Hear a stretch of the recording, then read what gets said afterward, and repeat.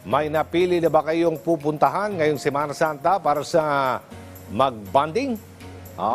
Abay, bakit hindi subukan ang bayan ng Dolores sa Quezon, kung saan dinarayo ito na mga nagnanais gumaling sa kanilang mga karamdaman? Yan ang ulat ni Bien Manalo. Bilang bahagi ng paggunita ng Semana Santa, humigit kumulang 20,000 deboto ang nakiisa sa ginanap na Turumba de Dolores noong Biyernes de Dolores sa Dolores, Quezon. Sa misa, binigyang diin ng simbahan ang halaga ng pagmamahal at pagpapakumbaba. Ang ating mahal na Birheng Maria, tinuturuan tayo kung paano niya tinuruan si Jesus na magpakumbaba sa gitna nitong ating mga pinapasan na mga responsibilidad sa buhay.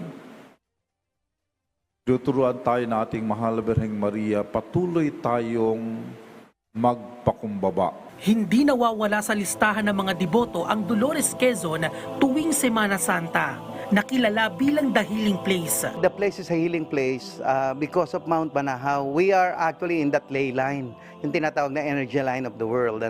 At dahil doon, nakagagaling talaga yung area dahil kasi nga sa energy ng lugar.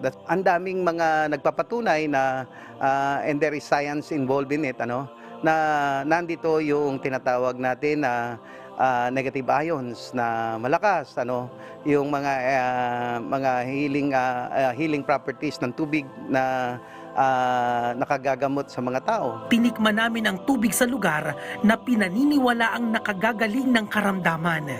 Bukod sa bundok Banahaw, panibagong sagradong lugar sa Dolores, Quezon ang maaaring dayuhin ng mga mananampalataya. Dahil binuksan na ngayon ang Our Lady of Mount Banahaw Church.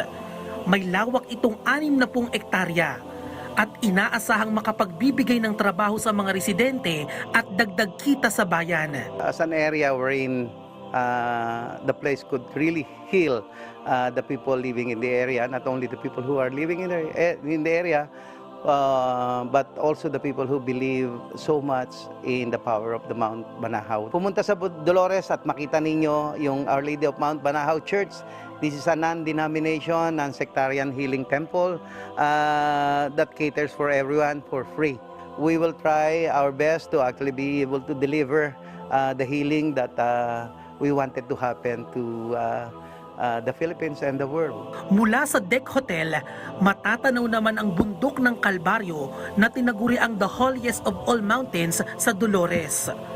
Pero dahil nasa protected area ng DENR, ay hindi muna ito pinapupuntahan sa mga tao.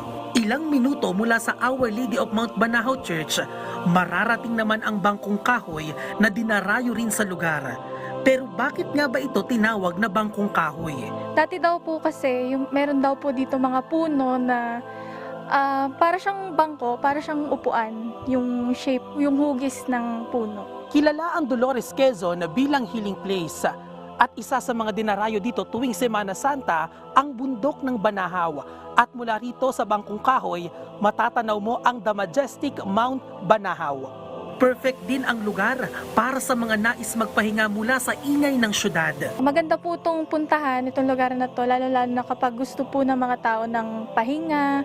Kasi po dito po ay walang signal, so talagang pag sila ay may trabaho, hindi sila dito mahahabol ng work. Lalo-lalo na po sa Holy Week, tsaka po sa summer, kasi malamig din po ang klima dito. Meron po ditong mga tao na naka-station po sila. Mabuhay, iniimbitahan po namin kayo na pumunta dito sa, hindi lamang dito sa Bangkong Kahoy, kundi po sa bayan ng Dolores. Bien Manalo para sa Pambansang TV sa Bagong Pilipinas.